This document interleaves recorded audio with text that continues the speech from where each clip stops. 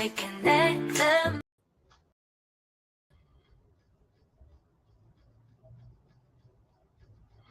Hey, Floral friends. I'm Bill Schaffer, coming to you live from the Philadelphia, Pennsylvania area of the United States. This is my first correspondence show with the Bloom Show, and I think it's going to be a good one. Really looking forward to it. Really looking forward to being here with all of you.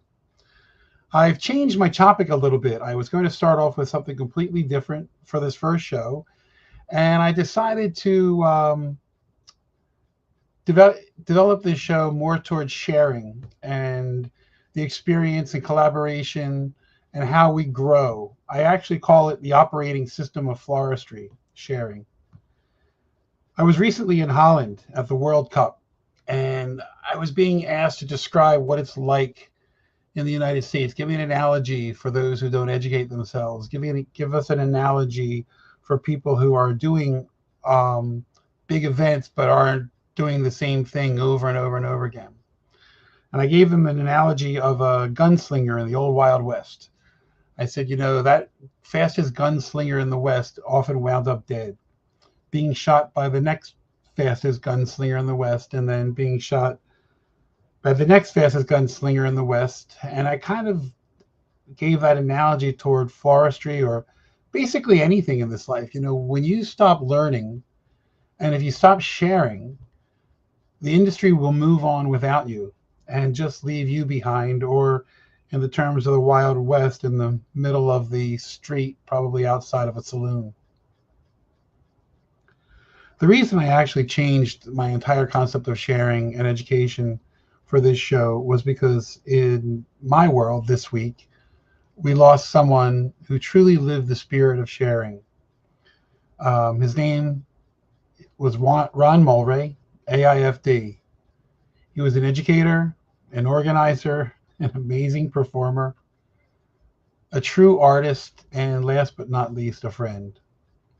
I literally just came from the viewing about an hour ago, where I truly expected to see floral designers from all over this area, because he really was well known, and he was an educator at a local college. So on top of everything else, I just figured, his students and people like that would show up. What shocked me is when I walked into the church, there were designers who had traveled hundreds of miles. Now you remember, here I'm in Philadelphia, Pennsylvania, and there were designers who came in from Massachusetts and Connecticut, from upstate New York, all the way across the state of Pennsylvania. And for those of you outside of U.S., Pennsylvania is a 6-hour cross-state drive. So there are people here who really took the time to acknowledge Ron and pay tribute to him.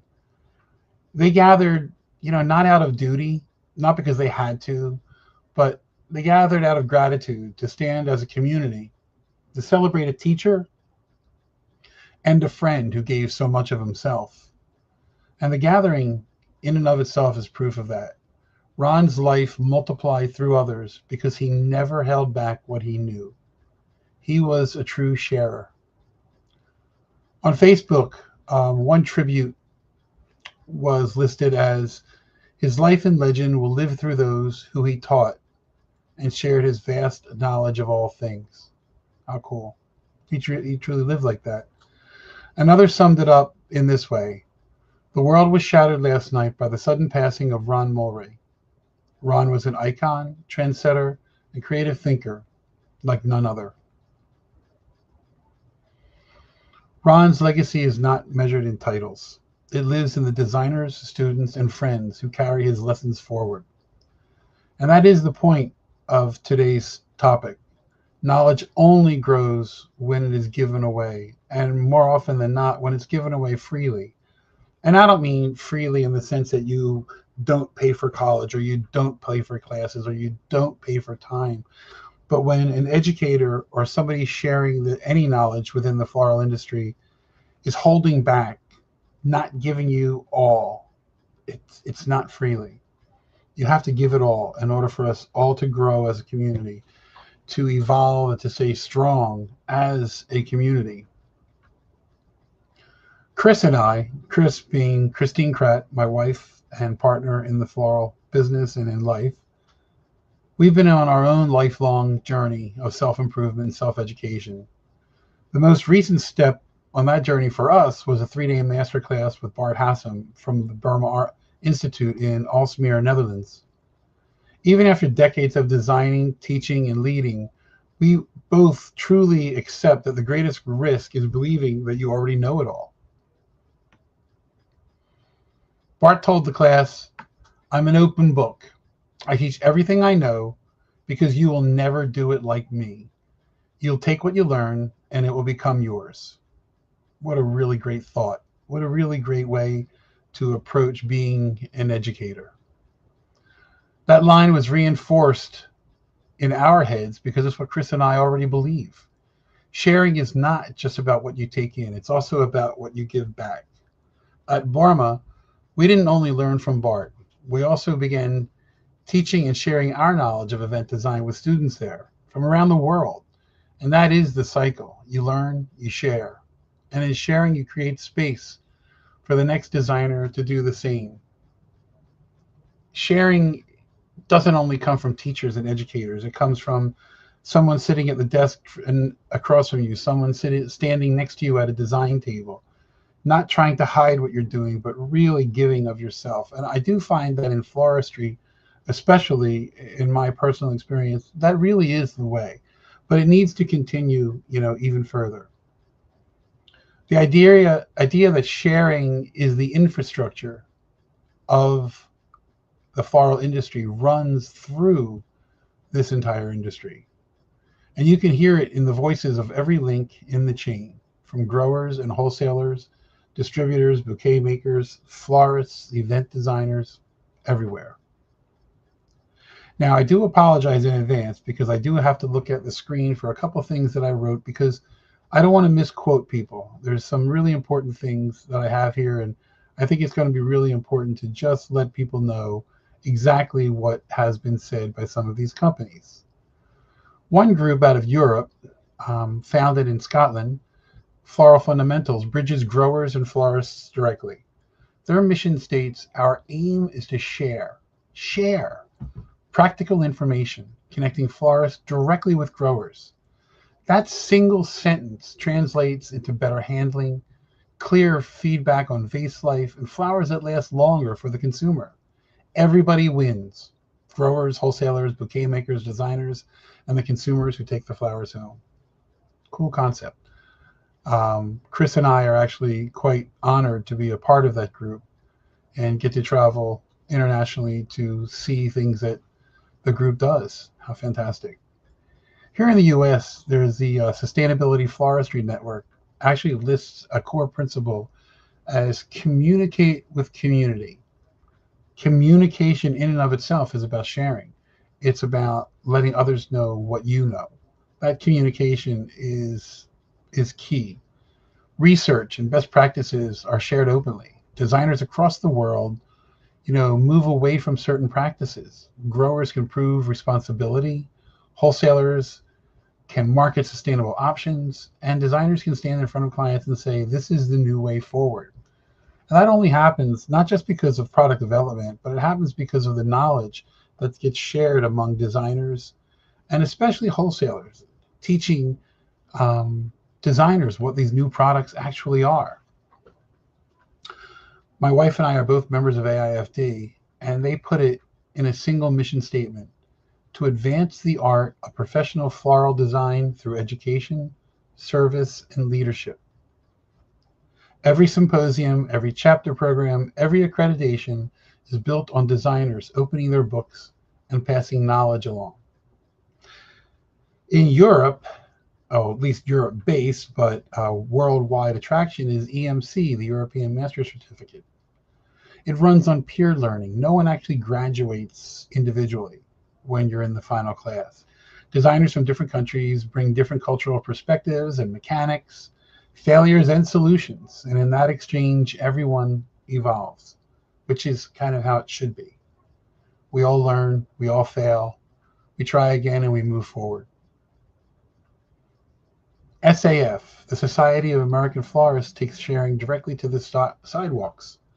Their Pedal It Forward campaign sends florists out with bouquets one to keep, one to share as they give it to people. How cool. What a great opportunity. The result isn't just smiles in a city square. It's a public lesson about flowers, what flowers can do when they pass it forward. I have this great honor to be working with the GEMS Group, a bouquet maker based in Miami and Bogota, and they have their own Million Smiles campaign, which is, yeah, you want to bring smiles to people's faces when you hand them a bouquet, but it's also about education. I mean, when you give somebody a bouquet and it brings a smile to their face and it brings a memory and gives them a feeling, that sharing, that community, that connection to community just grows even stronger. Wholesalers live this ethic too. It's not just florists. WUFSA, their flower movement, calls us to create an environment for collaboration, storytelling, and oneness. That is wholesalers sharing trend insight, logistics know-how, and marketing support, because when the retailers and event designers are strong, the whole chain is strong. Me personally, I would love to see a resurgence, this rebirth of floral demonstrations being given by wholesalers. It's how I learned. It's how I educated myself through decades of going to shows, seeing different designers, seeing different ways of doing everything. In England, the British Floral Association formalized sharing through a CPD, a continuing professional development program, which is all about keeping florists up to date and relevant, constantly sharing new information, new solutions. This structure is applied with absolute generosity. It turns individual effort into individual standards and to industry standards. And that's what we truly need to keep evolving and staying strong with our own community. The Borma Institute is an international hub where designers meet, learn, and share. The Floral Design Institute here in the United States, led by Leanne and David Kessler, says, our mission is to inspire floral design success through education. The Floral School in New York and Los Angeles present themselves where top designers come to share their expertise with the next generation. God, I love that. I love the idea of passing it on, moving it forward, making what you're doing relative for years to come. Even Florist Review writes, we invite florist professionals to share their knowledge, that their mission is to inspire and help people be more successful. Team Flower frames it like, hey, connect and empower flower lovers with lifelong global community support and education. Even with the Future Farmers of America, great organization, at their national convention, Seed Your Future actually tells students, if you enjoy working with plants, there's hundreds of interesting fun jobs in the horticulture and floricultural industry. These events let students price, design, and handle flowers hands-on. In Georgia, their students get to touch flower products and sit with an experienced designer, which is how this pipeline gets built. I love the idea of this new generation coming up who's truly interested in all of this. It goes even to as far as like at the high school level, at programs like at Sylmar Charter High in LA. Students grow, design, compost, and distribute with donated blooms. Let me read this one. One student says, I value the flowers more now that I have learned more about them. And that's really the truth. When you understand something, when you know something, it's so much more of a powerful statement for you to move forward.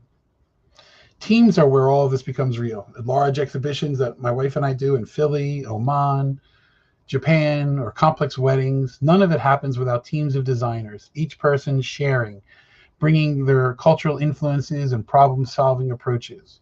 Because when that knowledge gets pooled, structures are stronger, installers are more resilient, and every designer leaves with new tools. And it's not just a concept. This is a practice that we should all have. I've seen how color and the thoughts of color affect our work when we share palettes with different nations, with different countries, with different regions. How bouquet makers, when you give them hex codes and Pantone references and regional preferences, it allows production to align with our consumers' needs. Farmers can reduce waste, wholesale sell more effectively, and designers hit the brief. Consumers are happier, One act of transparency strengthens the entire chain. So here's what I'm asking us all to do next. If you grow flowers, share your post-harvest data and your product story. If you're a wholesaler, share your insights and logistical lessons. If you build bouquets at a scale, share recipe performance and consumer response. If you're a designer, share your mechanics, your color insights, and your care tips. If you're a consumer, share your experience. Tell us what flowers mean to you. That feedback drives this industry forward. Ron showed us that knowledge multiplies when it is given away. Bart reminded us that when you teach freely, others don't copy, they just make it their own. The floral future will not be built by secrets, it will be built by sharing as a true infrastructure. Once again, Bart said, I am an open book. I teach everything I know. You will never do it like me. You will make it your own. This is how floristry survives, and this is how we all grow. Thank you for joining me, Bill Schaffer, with the Bloom Show on my very first broadcast. I hope you enjoyed it. I hope it was some thought-producing conversation. I can't wait to see you next time.